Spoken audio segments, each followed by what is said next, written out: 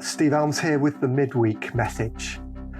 Last Sunday was Pentecost Sunday, where we celebrated the gift of God's Holy Spirit given upon the waiting disciples, the birth of the church, God's very self given to kind of inhabit the hearts and lives of his people.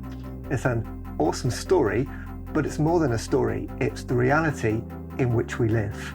For God has given his Spirit to fill those who follow Christ, to help them to know who they belong to, and to send them into the world in power, wherever we are, in our homes, in our workplaces, wherever God might send us, to know the power of God's presence in our lives. It's absolutely awesome.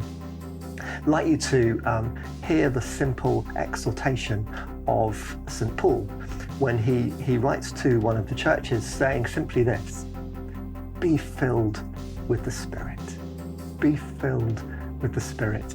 And it's a sense of an ongoing filling. If you look at the language there, it's keep being filled. Be being filled with the Spirit. And so remind you also of Caroline's encouragement in the sermon last Sunday, where she said, let's make room for God. Let's make room for the Holy Spirit to fill us and empower us. This coming Sunday is Trinity Sunday, where actually we move from Pentecost, the gift of the Spirit, to thinking about how Father, Son, and Holy Spirit kind of move together, this three-personed God, this mystery, this wonder, this life of God into which we are invited and get caught up. It's amazing. We're going to be thinking a bit about that on Sunday, but we're also going to be thinking about a really important question. That question is this: as those who have been rescued, made God's very own and filled with his Spirit, caught up in the dance of the Trinity, here's the question: how then shall we live? How then shall we live? I believe that's an important question for our time. More important than a lot of other questions that might be around at the moment. Questions like, who's to blame? Or when will we get back to normal?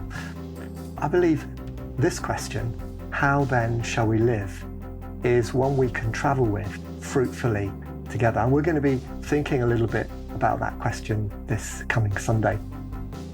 So a lot to look forward to. I want to just give one other encouragement, if I may, just in these few moments. And that is the encouragement to share the good things that God is bringing into your life. One of the things we've been doing together is not gathering in the usual way, but gathering online, as it were, connecting to an online service. And if that has blessed you, then I really want to encourage you to share it with others. All of our services, as you know, along with kind of song lists of worship songs, are kept on our YouTube channel, and so are shareable. So what I want to encourage you is when you see the kind of little like symbol come up, click it. Like the things, to use the online terminology, that you'll see and you receive, and also share it with others as a blessing. What an opportunity we have with the many people at the moment who are asking big questions and are spiritually hungry and searching to just put their way something of what we have as a community of worship. Also, if I could just remind you that if you haven't subscribed to our YouTube channel, then it would be great if you could do that. It's a really simple thing to do. So finally, let me just bless you and encourage you. I don't know what's going on for you as you're watching this in the middle of your week. I want to pray that God will just bless you with his fullness. It's another prayer that Paul offers to us, that we be filled with the fullness of God.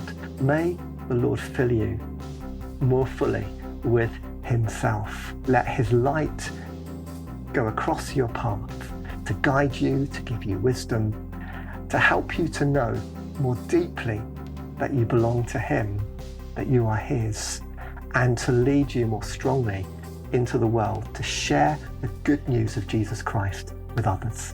The Lord bless you.